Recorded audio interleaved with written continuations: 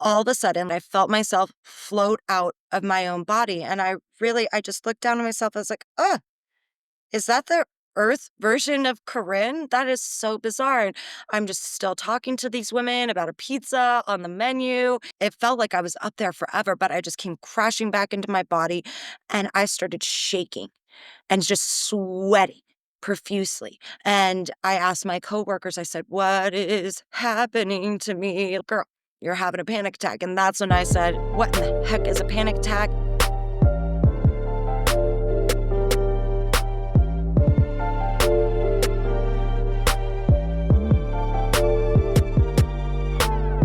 So you didn't grow up in Arizona. You're from California? I actually did grow up in Arizona. You did. Okay. I wasn't sure. Yeah, I grew up in the East Valley, graduated from Gilbert High School. And when I was 25, I moved to Sacramento and I lived there for about 13 years. So I definitely consider Northern California a second home. From Arizona. You grew up in Arizona. You went to college in Sacramento? Yep, I graduated from Cal State Sacramento with a degree in biology and sociology and a minor in African studies. So then what did you do after college? You didn't get into mental health directly? So while I was in college, I was volunteering and president of NAMI on campus, so the National Alliance on Mental Illness. Yes. So I was always involved in mental health. When I decided to go back to school in my early 30s, it was with the focus of helping others because of my own personal experiences with mental illness.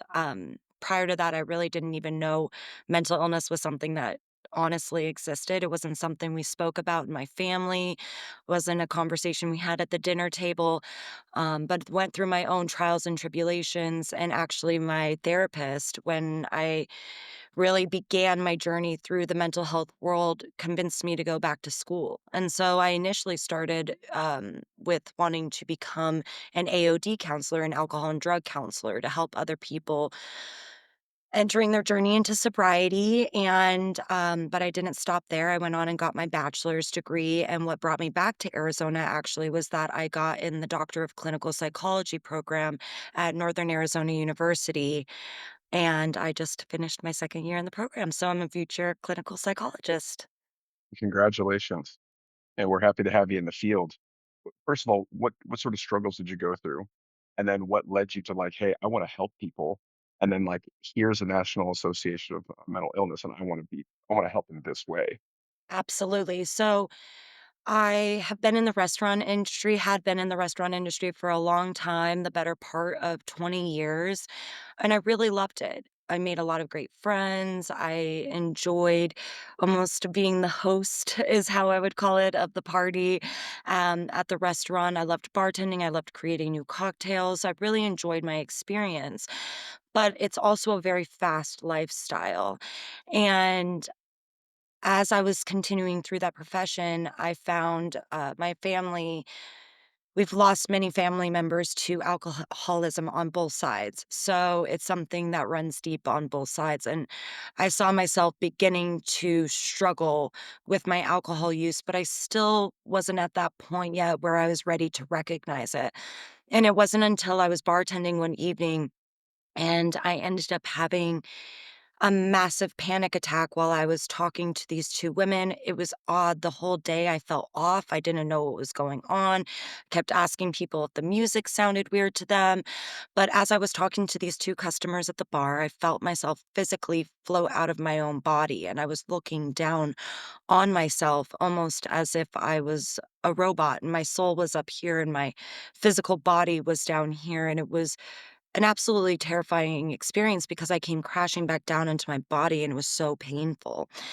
And I started shaking and kind of convulsing and I didn't know what was going on. My coworkers were like, "Girl, you're having a panic attack." And I was like, "What is a panic attack?" I had no idea. And unfortunately, I ended up losing my job because I just did not want to go back to work because I was so terrified of having that experience happen again. And so I was put onto unemployment for the first time in my life. I've worked since I was like 12 years old. And that really contributed to these feelings of low self worth. I really con- correlated my worth with my productivity, and not being able to contribute just ate away at my soul. So I began developing this deep panic disorder. I wouldn't leave my house for almost 3 years, which then led to a deep depression. I did not want to be on this planet. It was painful just to wake up every single day.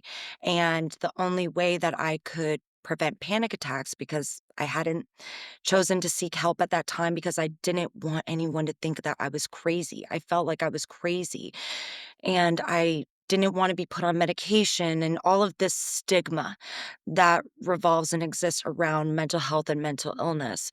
I didn't want to go through that. And I wasn't on insurance. I didn't even know where to start, you know? So I just developed this deep depression. And the only thing that really helped me was, unfortunately, at the time, my alcohol use, because it suppressed my central nervous system and allowed me to at least leave the house, but only basically to go to my little corner bodega and contribute more to my habit, right? That was, and then it was just that fire and gasoline. The more I drank, the worse my anxiety was, the worse my depression was. So finally, in the end of 2017, I hurt my hand and I was switched from unemployment to disability, which means I needed to find a doctor. And I found a doctor in Sacramento, and really, he was an angel. I feel like that was sent there just for me. He helped save my life. And we were just talking about my hand at first, but finally I got brave enough to let him know that I had been struggling. And really, that's all I had to say, was just that I'd been struggling. I started losing a lot of weight very rapidly. I didn't know what was going on. He ordered some blood tests for me, and I might not have been able to admit to what was going on, but I'll tell you what, the blood tests don't lie. He called me immediately and said, "Hey, your liver enzymes are over 300. Normal range is around 30." He's like, "You need to go to the ER now." He was terrified that I had contracted hepatitis. And I went to the ER. They did an ultrasound, and I had the beginning stages of fatty liver disease. And in that moment, it was kind of just this wake up call. But prior to that, I also experienced some deep suicidal ideation as well. And really got to a point where, again, like I said, it was just so painful to wake up every morning. I had never been suicidal in my life. I had always been a happy go lucky, really outgoing, extroverted individual, loved people, loved life.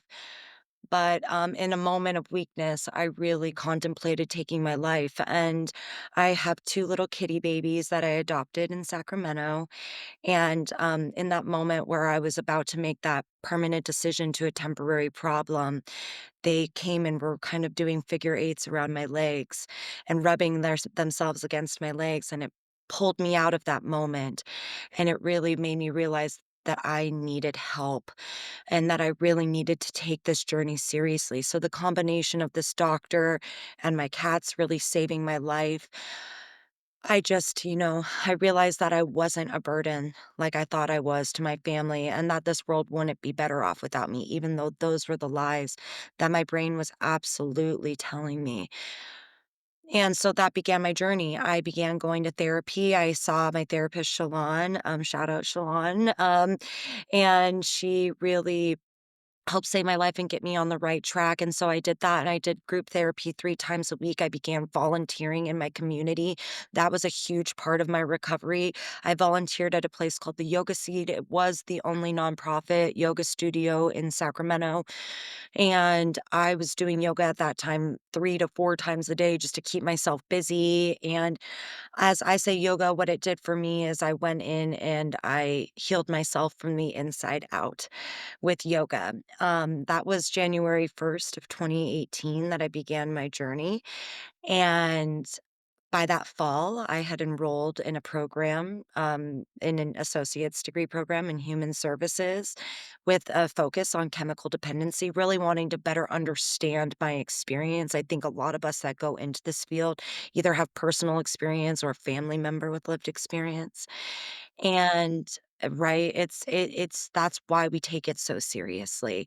And I was in my first semester in the program and I was in my normal psychology class and I was a lot older than many of my students being or fellow students being in my mid 30s at that time and my professor just saw me as a leader in the classroom and said she was starting this little club called NAMI on campus and asked if any of us had ever heard of NAMI, and I hadn't at the time. And so that was my introduction, and she asked if I would be interested in being president. So I was there at that school, American River College, for another year. Got my associate's degree, graduated with a 4.0, and realized again that that was just the beginning of my journey. So I was president of NAMI on campus while I was there. Went on to Cal State Sacramento, was elected president of NAMI on campus in May of 2020, right after the pandemic hit.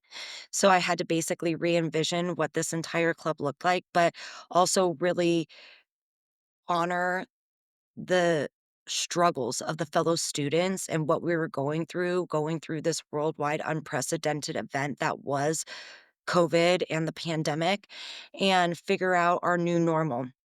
And we did it together. And in my time as president, I covered hundreds of mental health topics, everything from anxiety and depression to mental health in the 2S LGBTQIA plus community, mental health in the Black community, the power of gratitude, the importance of purpose. There was really nothing that we didn't cover.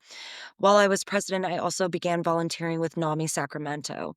So for NAMI Sacramento, I began leading peer support groups every single Thursday for individuals that were living in Sacramento with a mental health condition and really just offering that a free resource and that community support, but B, also letting people know kind of how I was feeling that they're not alone. I thought no one could understand what I was going through. I thought that I was completely alone in my struggles and really just bringing that lived experience to the game.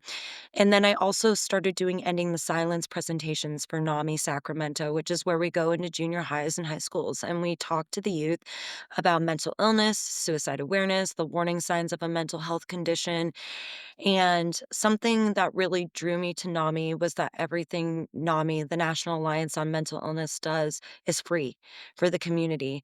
I just love that. I just full heartedly believed that mental health and resources shouldn't be this luxury ticket item.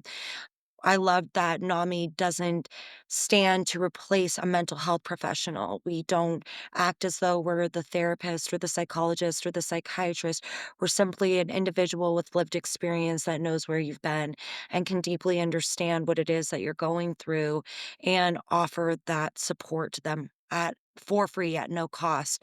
So just being able to offer that to the community, it was something that I loved. And I think, again, going back to that personal experience, being able to look someone in the eyes that's experiencing deep suicidal ideation and say, I'm living proof that hope exists, that there is the other side of this mountain that you're currently climbing. I promise you, just hang on. Just continue. Don't quit before the miracle that was always you. And so after I graduated in May of 2023, I was president for NAMI on campus that whole time that I was there. I applied to and was accepted into the Doctor of Clinical Psychology program here in Arizona at NAU. I'm at the North Phoenix campus, so still here in the Valley.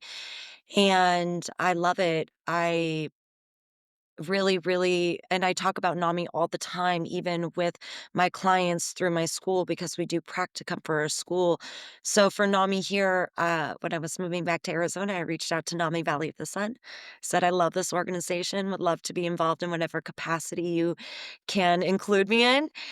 Here I was thinking I was just going to volunteer, and lo and behold, they said, would you like to work for us? And I said, I would be honored. I have to just sometimes pinch myself that I get paid to do what I love, to talk about mental health, to be a light in the community, to advocate for those in the community. And the wildest part to me in this whole journey is that 7.5 years ago when I began this journey, I could have never envisioned that where I was sitting then, wanting to die, not seeing any potential, any future to being a future doctor, working for NAMI, working for an organization that I love. I just am so thankful. I really have that gratitude attitude. I never take a moment for granted, and that's kind of a little bit of my journey and what led me to this moment It sounds like a wild ride. from beginning to end. Wild to hear your story and think back in my own memory about having a panic attack and what that would look like if it went on for, years. So, uh, kudos to you for finding recovery, for really believing in yourself and reconnecting with people. I'm glad you found this doctor in Sacramento. I'm glad you took the steps because those early steps towards recovery are often what feel like blind faith. That little glimmer of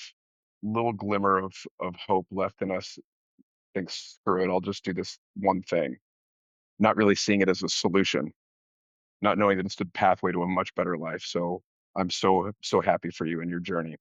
It's actually really funny that you say that though, because right before the very end of December of 2017, like right before I really took that leap on January 1st, I just, was praying to the powers that be.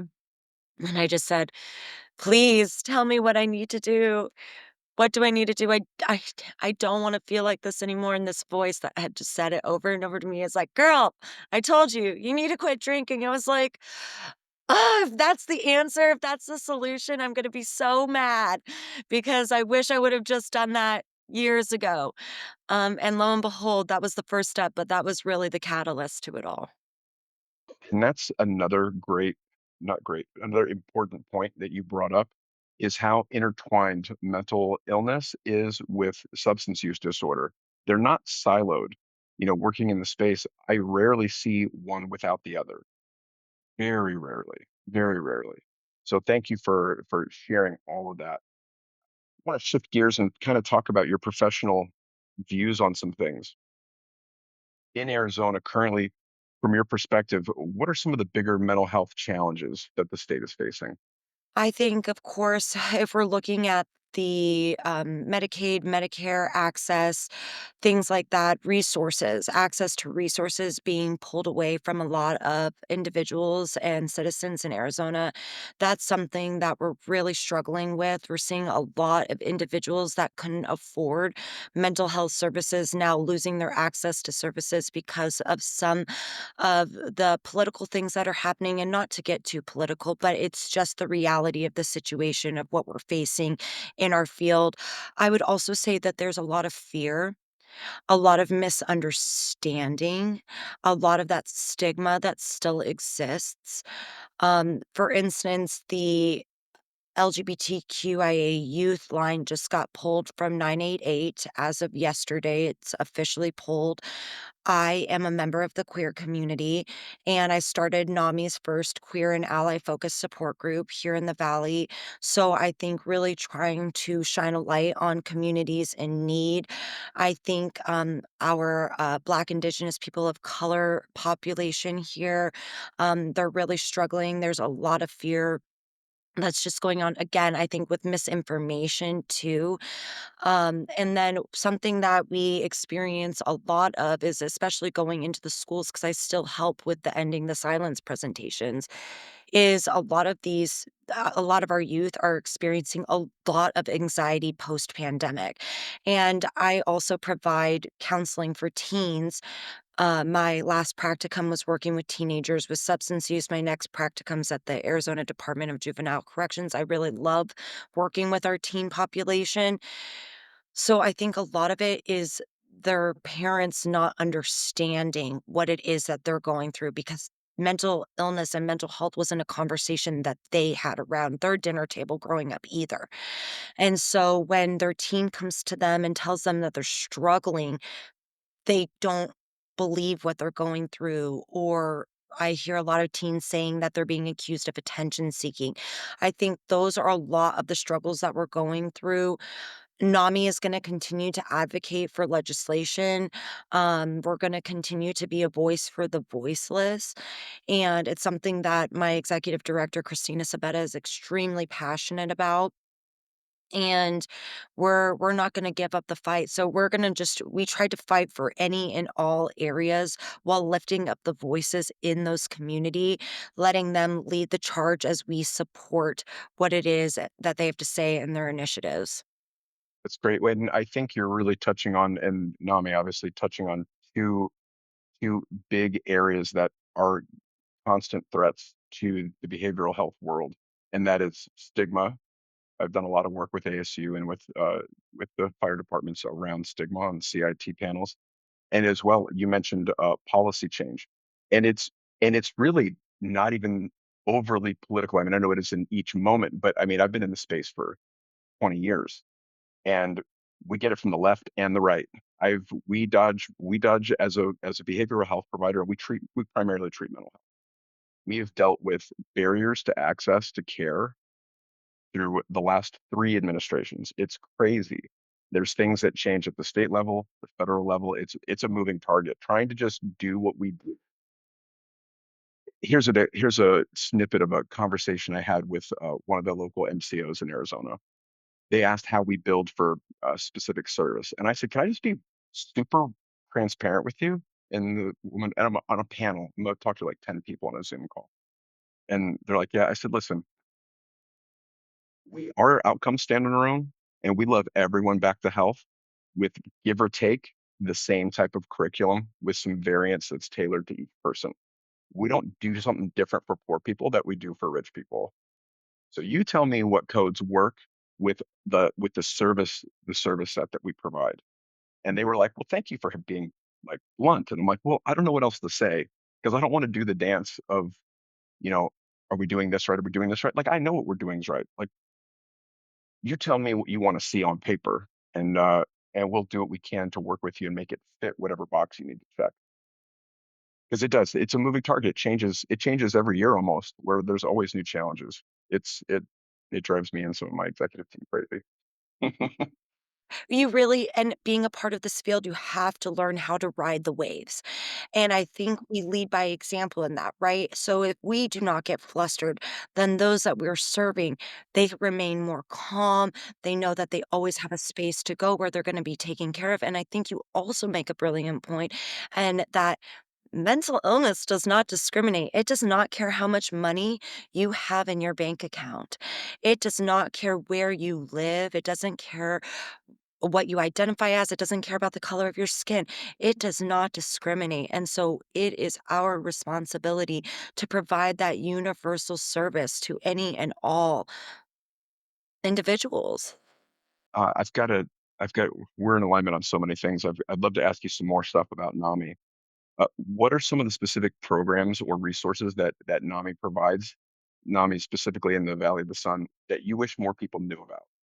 So, one thing that you said is that you've been on the CIT panels, and NAMI has a program called In Our Own Voice. And you've done it. Okay, amazing. I've done it myself with Denise and some other people from Fire, but I would love for you to explain to our viewers exactly what it is, how it works. Okay, perfect. It's amazing. It's incredible. So it is a free presentation. Again, everything that NAMI Valley of the Sun does is free for our community. So there's never going to be a charge for anything that we do. But I love that we have 2 individuals. We actually have them with the Chandler Police today giving a presentation. And what they do is they go in and they share their story, and it's broken up into 3 separate parts. Begins with what happened, what helps, and what's next. With that underlying message really being hope. The way that I would always end my story as an inner own voice presenter was that now I know that 2 truths can coexist simultaneously. I know that I can live with a mental illness, and I know that I can also make my dreams come true. But what we really want to do with our first responders is help them better understand how to approach someone that's going through a mental health crisis. Maybe this is their first psychotic episode and they don't know what's going on. One of our presenters, he was walking around the streets just fully unaware of what he was doing because he was going through his first psychotic break. And he had actually an incredible experience with police officers, and he can speak to that. We actually have another individual that didn't have such a great first experience with first responders, and he's able to speak to that. And what we're really able to do is highlight the importance of the fact that A, it's never going to look the same, even if it's with the same individual, their crisis and what they're experiencing. But really, what we want our first responders to do is approach with curiosity. We want less people in handcuffs. We want more people receiving help. That is really the point of In Our Own Voice. We also go in and we speak to different schools. So, nursing schools, we presented at AT Still, ASU, Midwestern, right? So, we've presented all these different schools. We present in different communities. And this presentation can be anywhere from 45 minutes to 2 hours, depending on what the organization is looking for. And we really just are trying to smash the stigma that surrounds mental illness and show people, as I always say, would you, if I was walking down the street, would you know that I had a mental illness? And people are like, no. I was like, well, little do you know, I have three. So I was diagnosed with three different mental health conditions, right? We can't assume. We don't know what it looks like. And that's because it's this invisible illness, and that is a lot of times where that stigma comes into play. I love the work that NAMI does with CIT, and I don't know that enough people, at least in Arizona, and I can't speak for other states. I don't know if enough people locally to Arizona are aware that CIT is a thing, that crisis intervention training, that the effort to arm our first responders with mental health crisis response training is a big effort. I want to say multiple fire departments have pledged 30% of their workforce to be crisis intervention trained, crisis support trained.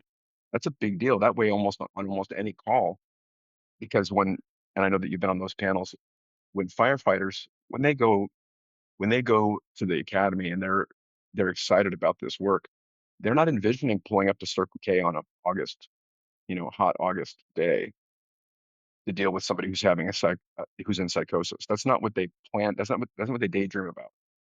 They want to put out fires. They want to be heroes. They want to help people in that particular way. A lot of them didn't envision that they would be trying to help people in this rather inconvenient way. And so a lot of it is retooling because the stigma is heavy. It really is, even in 2025.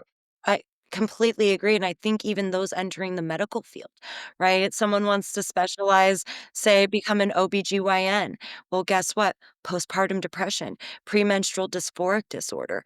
We're talking it affects each and every aspect. If you are in the helping professions in any way, if you're in first response, so I'm talking healthcare, I'm talking firefighters, I'm talking paramedics, I'm talking police officers, you are going to deal with mental health and mental illness because mental health is something that we all share.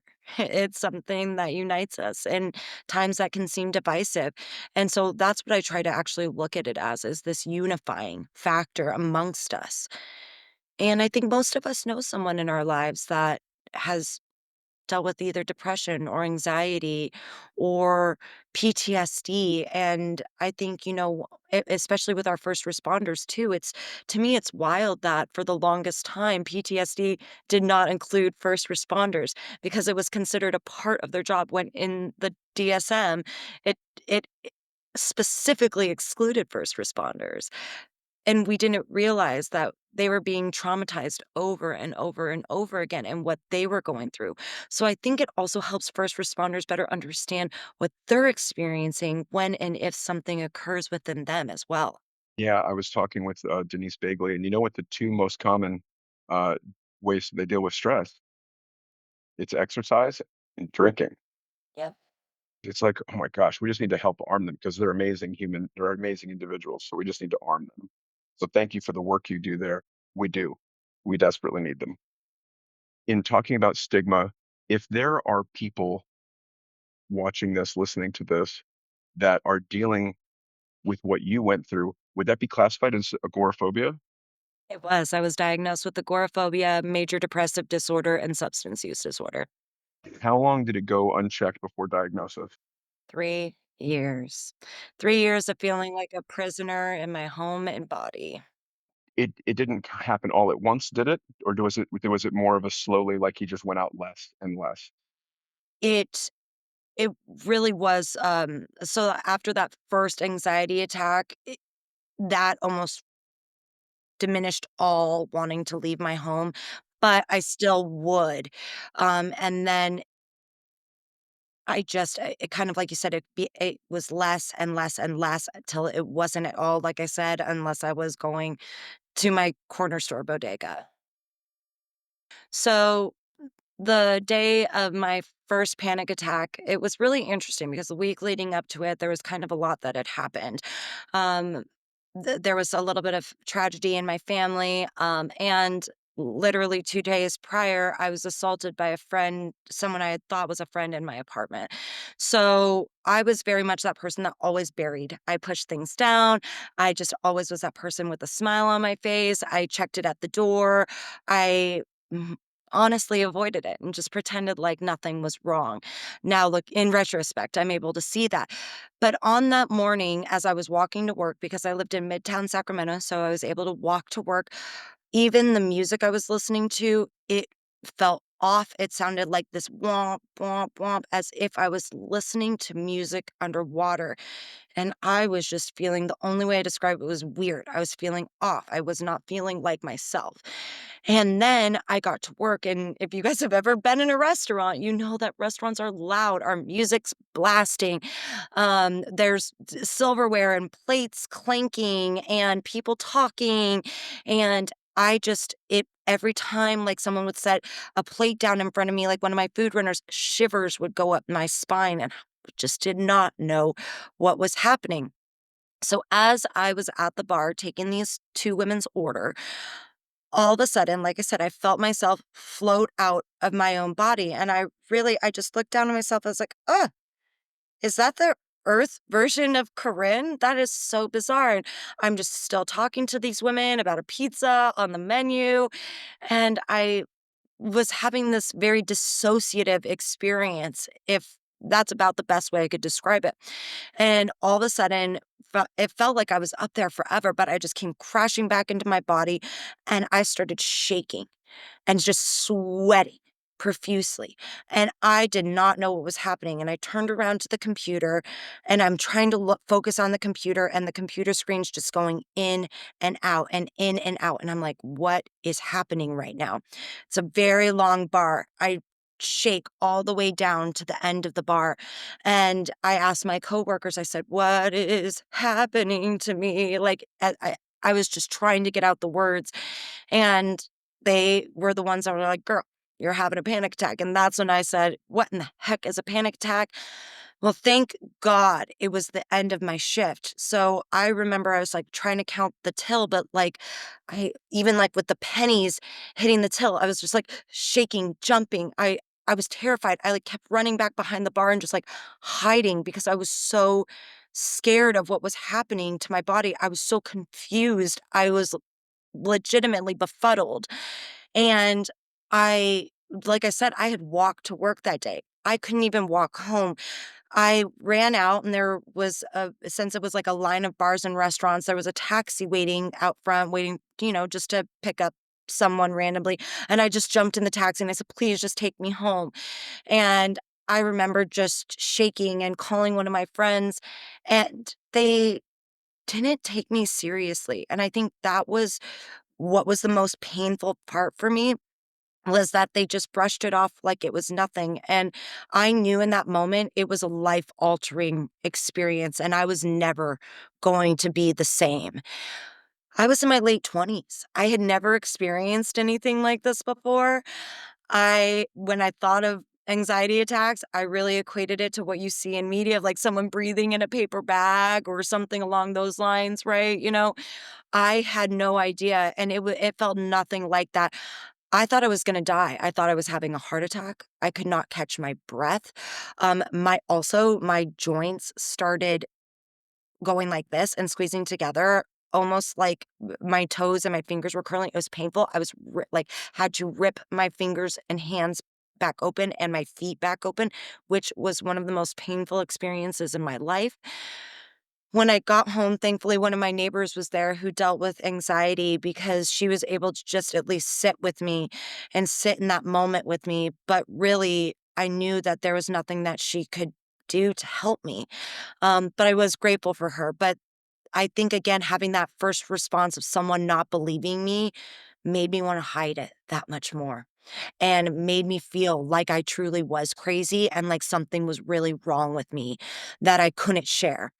And then the second anxiety attack I had was I was driving home from Lake Tahoe by myself in the mountains, and I had an anxiety attack about 15 minutes into my drive. So, pretty much right when I hit the mountains coming back to Sacramento. And I had to pull over. And again, my fingers were stuck to my steering wheel. I had to pry them off. I just had to sit down on this bench. And again, it felt like I was just having a heart attack, that I was dying. I couldn't catch my breath. I also experienced feeling hot and cold simultaneously. It's a very odd experience. I was getting chills, but I was sweating. I was also extraordinarily nauseous, so sick to my stomach. I felt like throwing up, and I just didn't know what to do, and I just remember sitting on the side of the street, um, in on my way home from Lake Tahoe for probably 20 minutes just trying to calm myself down, and the only way that I got back was I set very short-term goals for myself. I said, "Okay, let's drive for 5 minutes. If you still feel like this in 5 minutes, we'll pull over again. Yeah, you made it to 5 minutes. Okay, let's try to go 10 minutes." And that was the only way that I made it back. But after that, I didn't drive anymore. So it stole my ability to drive too. And that was really when I didn't want to leave my home, was after that experience, that second panic attack. So I continued to not deal with things.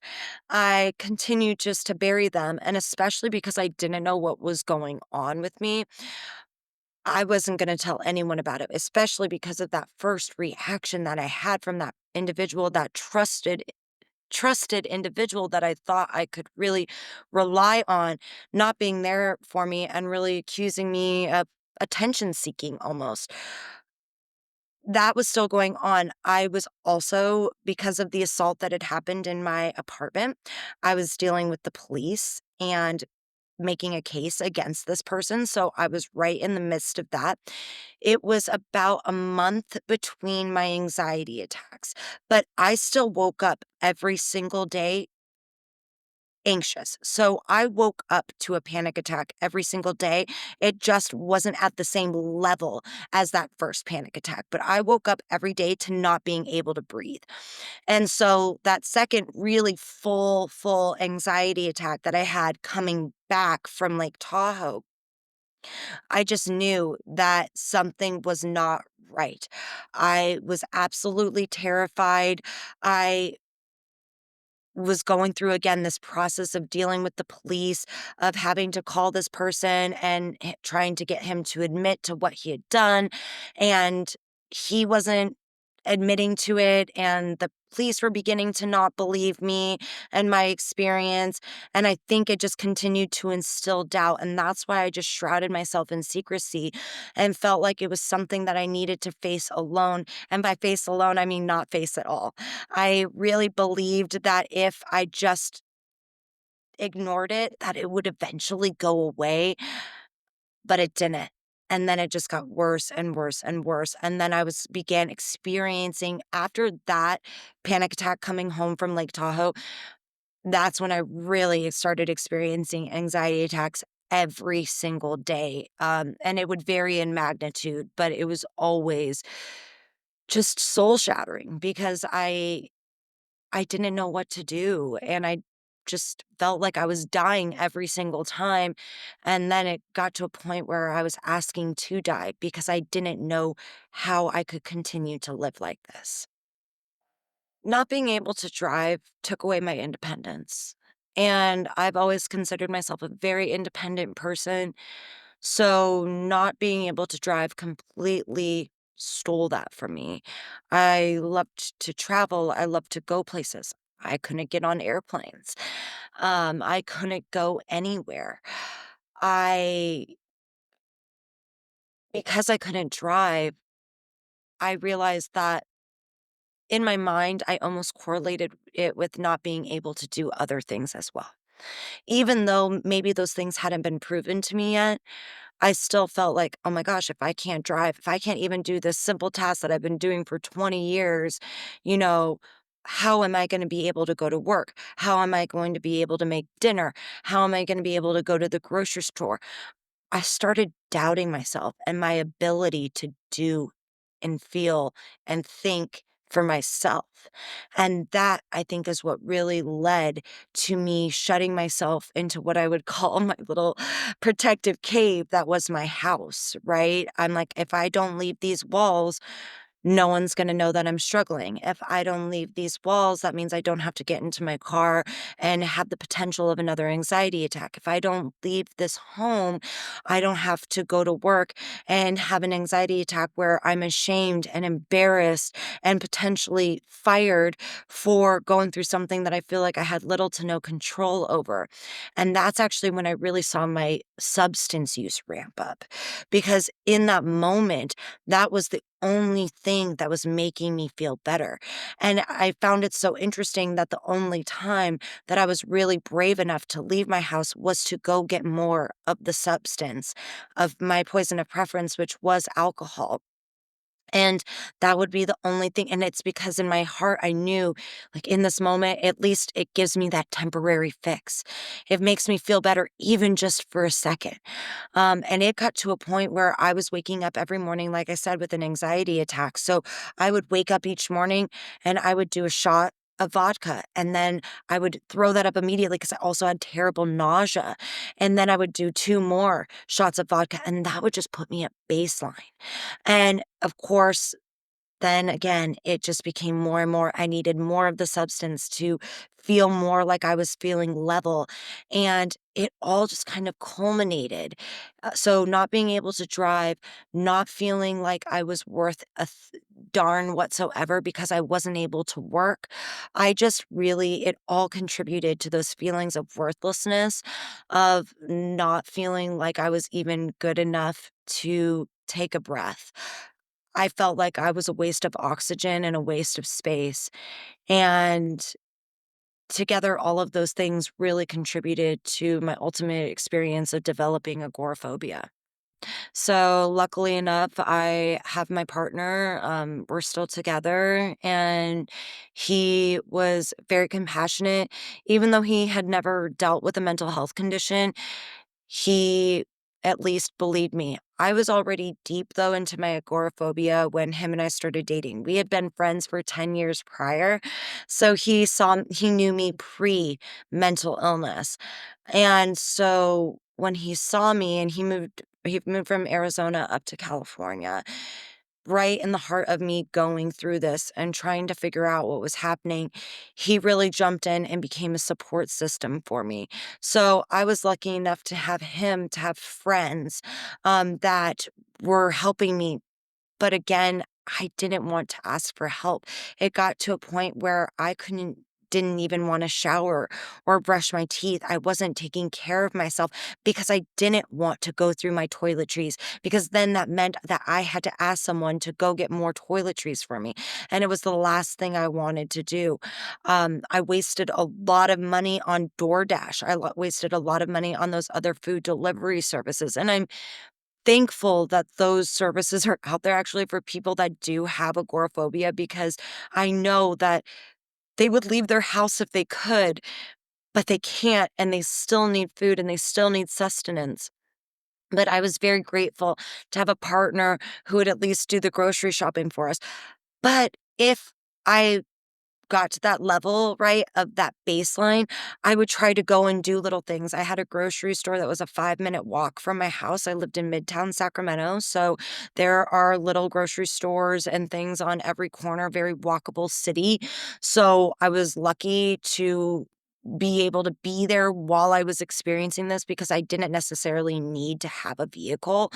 But I could only time limit myself in the grocery store. So I could be there for about 10 minutes. So I would have to create a very brief list of the things that I needed. And it was like a race against myself and against my anxiety to get in and out of there. By the time I was leaving the store, I would always be like, at the very beginning stages of an anxiety attack, where by the time I got home, I would be in a full blown anxiety attack. And then I would have to take the rest of the day just to recover. And that just became an exhausting process. And again, just contributed to me not wanting to leave whatsoever and just becoming a shell of the human being that I once was. It sounds terrifying, it sounds exhausting. It was. So, then walk me through what does early recovery look like? So you're working with this doctor and he's like, "Hey, your blood's coming back." He thinks you have hepatitis. Do you then get honest with him like, "Hey, I'm drinking a lot because I'm terrified all the time?" Or does he have to pry it out of you? And then what does going home look like? Did you go to a treatment center? Like, what does early recovery look like for you? Something that's really beautiful is that everyone's recovery journey is uniquely their own. I was really lucky because in that moment that I'd spoken about earlier of just that voice calling out to me and saying, "Hey, you need to quit drinking." And I just finally listened to it and I said, "Okay." That was a light switch moment for me. And I was ready to take that step and really invest in myself. I had always known that I had a very deep potential for greatness and success. I always really loved myself. And I think that's something that's unique about me is that even from me being a little girl and even going through the trauma of my childhood, um, I had always still had a very deep love for myself. So I think that combined with my doctor just meeting me where I was at, allowing me to be honest when I was ready to be honest. He didn't pry it out of me. He just allowed me to come forward. And I said, well, at first I said, well, I don't think I'm drinking more than the average person. To then being able to admit to the amount that I was drinking, which was, I didn't discriminate, was a bottle of liquor or beers or wine or really whatever I could get my hands on, to him running the tests on me, to the fear of me having hepatitis and finding out that I had fatty liver, to them him coming in and having an honest conversation with me and saying, "Hey, I think that you might be struggling with substances, but I think it's correlating with your anxiety," because I was telling him I was experiencing this really deep anxiety, but I didn't know what it was or what it was related to or anything like that. And he goes, "I feel like the substance is just a coping mechanism for what it is that you're experiencing." So we talked about medications. I was very terrified. He did not want to put me on Xanax because Xanax, he felt, had a high level of dependency, and because I was coming in with a substance use disorder already, he was nervous. So he put me on Klonopin, and he was like, "Hey, if you don't want to take the whole thing, just take a quarter of it, take half of it, right? And just if you're feeling yourself, start to ramp up, because if you have dealt with anxiety, you know when an anxiety attack is going to happen because you start feeling it in your body. You start feeling the shakes. You start feeling like you're short of breath. You start feeling your heart racing. You have all these warning signs that an anxiety attack is pending." And so he's like, "If you feel that on, take some of this medication." But also, he had this honest conversation with me and said, "Hey, we have this program here called Restoring Hope. Would you like to meet the counselor that runs Restoring Hope?" And I said, "Absolutely." At that point, I was fully into it. I said, "Let's do this. I'm going to dive in head first." I didn't want to feel like that anymore. I was so done feeling like that, that I was willing to do whatever it took in that moment to eradicate those feelings of worthlessness, to eradicate those feelings of fear and depression and anxiety. I was willing to do anything. And I think the level of commitment of individuals that are entering recovery, that's a huge component in their ability to recover, right? Their motivation, but their willingness to dive in headfirst, even when things look hard, even when the waters are rough, right? And I just had a very it looks and feels impossible, and that's why you've got to have a support system. You've got to lean on your support system. I leaned on my partner. I leaned on my siblings. My sisters are my life. They are my heartbeats. My father, who's been just a huge part of my life, and my journey, he's been my number one fan from the get-go. Just having their support really uplifted me in this journey. And so I began going to the Restoring Hope program, which was the one on one individual counseling as well as the group counseling. And what I loved about it is it didn't focus on any substance. As my counselor always said, she's like, I don't care if you smoke it, you snort it, you shoot it, whatever, however you're doing. She's like, whatever that substance is, because it all impacts that same reward center in your brain. She's like, "We're here to recover together." And so I will forever be grateful to that program. I will also forever be grateful to my yoga community because volunteering and giving back was the beginning of me really living a life of service to my community. And I firmly believe that you always get more than you give, and it's unintentionally that you get that, right? But you always get more than you give when you volunteer and give back to your community. And so that was really the beginning stages and what it looked like for me. My doctor hooked me up with a gastroenterologist because of those beginning signs of fatty liver. So in April, I had my appointment where they did an upper endoscopy. And lo and behold, my liver restored herself back to normal. And I really am grateful. I always say, I was able to walk away without a scar. I always think about it almost like gambling. And I was at that table and I was down to my last chip, right? And I just happened to walk away with that last chip before the house took it all, before I really had any like legal repercussions or long lasting physical repercussions from the damage that I had been doing to my body. The way you talk about it, related to gambling, because it is like that, and I meet so many people that that's they especially people that are sort of, familiar with the recovery world. They kinda come in and out, and they often develop this false sense of security, like, "Well, the recovery community will take me back," and we will. Treatment centers are open. There's still lots of ways to get resources for it. 12-step programming is free. There's lots of inexpensive or free resources, and the recovery community that I found in Arizona is big and loving and welcoming.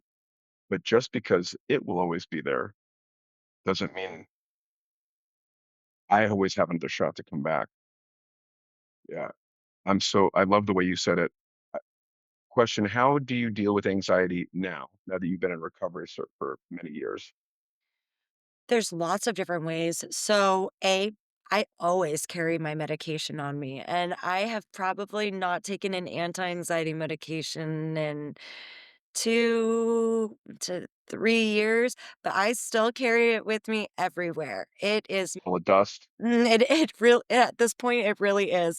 But it's because it's so mental, right? It's that security blanket that I know that it's there in case something happens.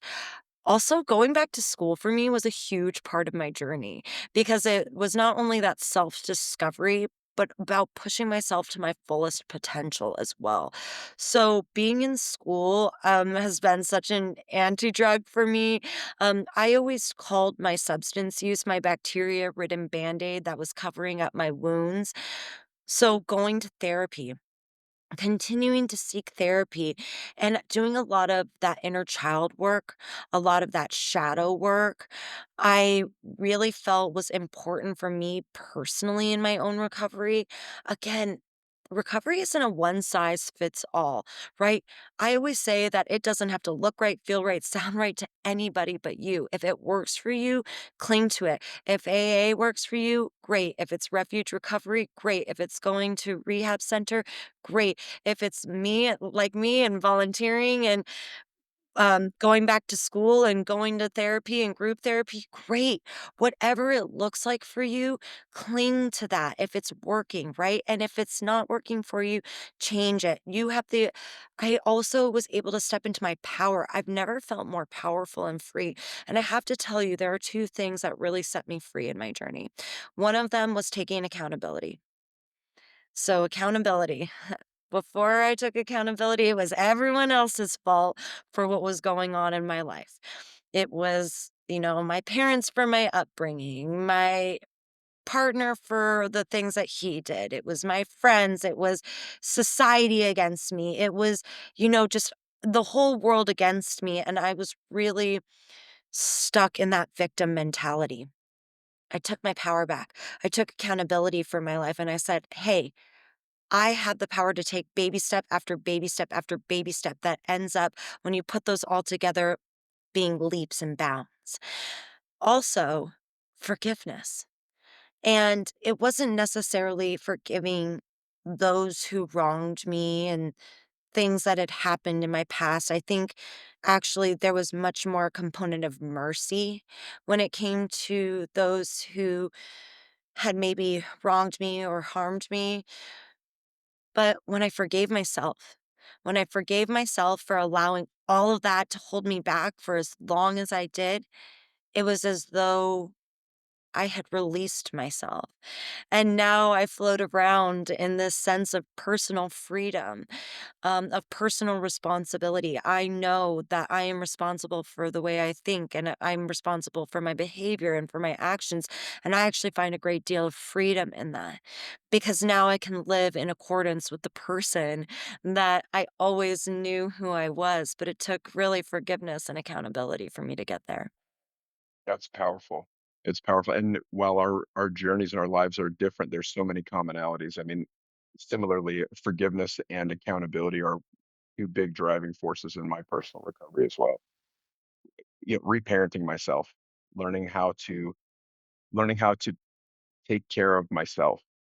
'Cause it's easy when you're in your 20s, even, especially if you're really struggling and you don't want to take responsibility for either what's happened to you or what you're doing to yourself or a combination, and look around and say, "Oh, I didn't do this. This isn't my fault." Okay, what are we gonna do now? And at some point, asking ourselves that, I mean, that's what opens so many doors. And as far as therapy goes, I'll say this, uh, I think there's a stigma around seeing a therapist, which is really bizarre to me. I'm super open about it when people ask me if I go to therapy.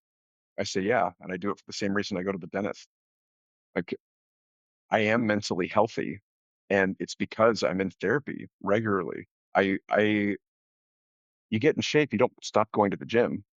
Absolutely. The way I always reference it is, you don't wait for the engine to explode to get the oil changed. It's maintenance. Correct, it's a great way to say it. It's maintenance for our soul vehicle, you know? It really is. Well, I wanna wrap it up. I wanna say thank you for taking so much time and sharing so much of your story with us. What would you say to someone who's listening to this or watching this who is asking the question in their mind? Maybe I should ask for help. I would say be brave enough to take that first step. Take the leap. I know that where you're going, it seems like it's the unknown. It seems like it's the darkness, right? But really at the end of that tunnel is the light. And if you can just be courageous enough to make that first phone call, to just speak those words out loud, even if you just need to write it down and hand it to someone because you can't begin to mutter those words, that's okay. But being brave enough and courageous enough to choose yourself, to choose your life, it's waiting for you on the other side of this. And there is help out there. And there is going to be someone that's going to meet you exactly where you're at, who's going to see you for who you are, who's going to meet you with that unconditional positive regard and see you in your humanness. You are not broken. You are whole. You are not in need of fixing. You just need a hand to help guide you to your future potential self that has been waiting for you all along. you so much for joining us today, and thank you for all of your insights and your story. It has been my absolute pleasure and honor. Thank you for everything you do for our community. We really appreciate you.